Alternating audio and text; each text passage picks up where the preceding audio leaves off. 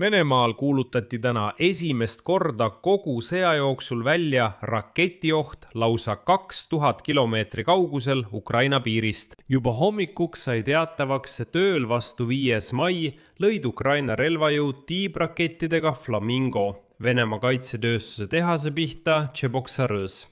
Raketid läbisid üle 1500 kilomeetri ja tabasid sihtmärki.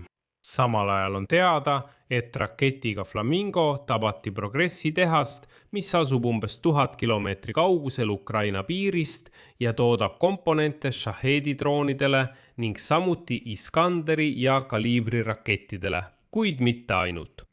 Ja see rünnak näitas, et Ukrainal on lõpuks olemas kaugmaa ballistilised raketid, mis suudavad tabada sihtmärke tõesti väga suurel kaugusel.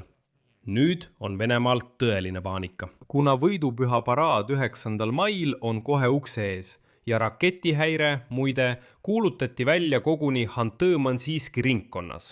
Ja see on juba vabandust Lääne-Siberi keskpunkt, mis tähendab, et Ukraina suudab tabada praktiliselt kogu Venemaa territooriumi. Ja mitte droonidega, vaid just nimelt rakettidega. Ja edasi on juba ainult peaaegu tühjad Ida-Siber ja Jakuutia.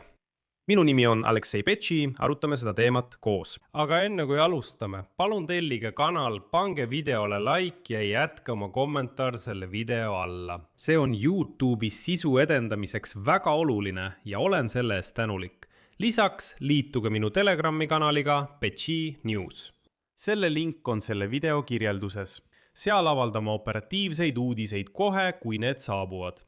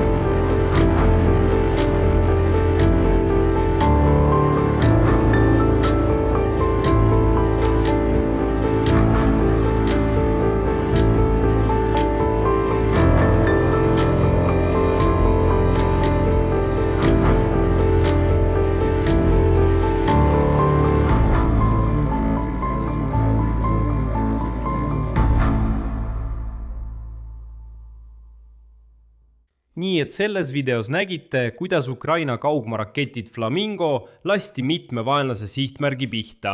Nende seas ka kaitsetööstuse tehas Tšeboksarõs. Ja nagu ütles Ukraina president Volodymyr Zelenski, tsiteerin, eelmisel ööl toimusid F-5 Flamingo tiibrakettide lahingulaskmised relvajõudude Deep Strike operatsiooni raames mitmete vaenlase sihtmärkide pihta, eriti sõjatööstuskompleksi objektide vastu Tšeboksarõs. Ukraina Flamingod läbisid vahemaa Bulgaarias, rohkem kui 1500 kilomeetrit. Tabamuse saanud sõjatehases toodeti releekaitsesüsteeme, automaatikat ja madalpingeseadmeid. Tehas tarnis navigatsioonielemente Venemaa sõjalaevastikule, raketitööstusele, lennundusele ja soomustehnikale. Nüüd aga räägime kõigest järjekorras. Niisiis, ööl vastu 5. mai kuulutati vähemalt 18 Venemaa oblastis välja mitte lihtsalt õhuhäire, vaid just raketioht. Ja üks piirkondadest, kus kuulutati välja raketioht, asub 2000 kilomeetri kaugusel Ukraina piirist. Eriti märkimisväärne on see, et sel ööl kuulutati esmakordselt raketioht Hantõ-Mansi autonoomses ringkonnas. Tähtis on märkida, et just see piirkond asub 2000 kilomeetri kaugusel Ukraina piirist. Ja edasi on juba ainult Ida-Siber ja Jakuutia, kus ei ole eriti palju olulisi sõjalisi objekte. Märgitakse, et raketialarme puudutasid samuti Astrahani, Brjanski, Kaluga, Kurgani, Nižni Novgorodi, Orenburgi, Orjoli, Sverdlovski, Tuula ja Tšeljabinski oblasti. Samuti Pensalinna, Baškortostani, Mordva, Tatarstani, Udmurtiat ja Permigraid. Kokku kehtestati piirangud õhtul ja 4. vastu 5. maid öösel. 18 Venemaa lennujaamas. Eelkõige Volgogradis, Iževskis, Kazanis ja Nižnekamskis. Nižni-Novgorodis, Orenburgis, Orskis, Penzas, Permis, Pihkvas, Samaras, Saratovis, Tambovis, Uljanovskis, Ufas, Tšaboksaris, Tšerepoletsis ja Jaroslavlis. Ja veel kord rõhutan, see kõik on tingitud ainult Ukraina rakettide rünnakust. Muide, Leningradi oblasti kuberner Jaroslav Aleksandr Drozdov kirjutas oma sotsiaalmeedias, et väidetavalt tulistasid õhutõrjejõud alla 18 tundmatut drooni. Samal ajal puhkes Kirishis tööstuspiirkonnas tulekahju. Nagu hiljem selgus, rünnati seal nafta töötlemistehast, mis lõpuks peatas oma töö. Kuid raketiohu epitsentriks Venemaal sai siiski Tšeboksaari linn Tšuvašia vabariigis Venemaa Föderatsioonis. Ja osindkanalite postituste põhjal sattus raketirünnaku alla Near Progressi tehas, pärast mida puhkes seal tulekahju. See ettevõte toodab navigatsiooniseadmeid ja droonide, samuti tiibrakettide ja ballistiliste rakettide komponente. Ja nüüd arutame, mida selle tehase kohta teada on. Kohe ütlen ära, et sihtmärk on, nagu öeldakse, tõesti väärtuslik. Tehas Progress asub umbes 1000 kilomeetri kaugusel Ukraina piirist. Tehas kuulub tootmisühendusse ABS Elektro. See tegeleb Venemaa armee jaoks GNSS vastuvõtjate ja antennide tootmisega satelliitsüsteemidele GLONASS, GPS ja Galileo. Seal toodetakse muu hulgas Cometa tüüpi mooduleid. Neid kasutatakse aktiivselt droonides, sealhulgas kamikaze tüüpi droonides Shahed, samuti rakettides Iskander M, Kaliibr ja lennupommide juhtimiskomplektides. Lisaks toodab Near Progressi tehas elektrotehnilisi seadmeid, eelkõige automaatkaitselüliteid, releesid ja kontaktivabu mooduleid. Neid tarnitakse Venemaa mereväele, sealhulgas Yashenem tuumaallvelaevadele. Ja praegu on naljakas vaadata, kuidas Venemaast on, saanud läbikäiguhoov, sest Venemaa õhutõrjeüksused on koondatud Moskvasse. No, seal tuleb ju kaitsta Vladimir Putini tagumikku, jättes samal ajal vaenulikud Venemaa objektid kaitsetuks Ukraina rünnakute vastu. Siin on oluline märkida, et tehas sai tabamuse just Flamingo raketiga. Tuletan meelde, et eelmisel aastal teatas Ukraina oma enda kaugmaaraketi Flamingo väljatöötamisest, mis suudab tabada kuni 3000 kilomeetri kaugusele. Seega jäävad selle raketi tegevusulatuse piiresse peaaegu kõik objektid Venemaa Euroopa osas ja Uuralites.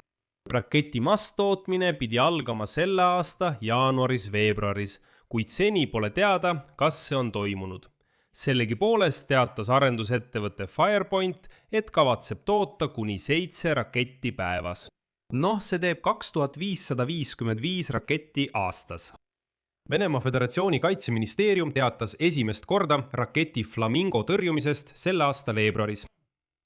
Enne seda teatas Venemaa sõjaministeerium nende rakettide kokkupaneku tsehhide hävitamisest.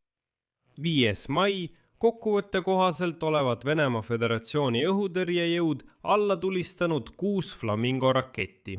Siiski tabas osa rakette kindlalt sihtmärki, seda nii suure vahemaa tagant. Kuid samal ajal jätkab Ukraina ka droonirünnakuid Venemaa vastu. Ja täna hindas Ukraina relvajõudude peastaab esimest korda avalikult Tuapsi naftatöötlemistehase vastu suunatud rünnakute tekitatud kahju.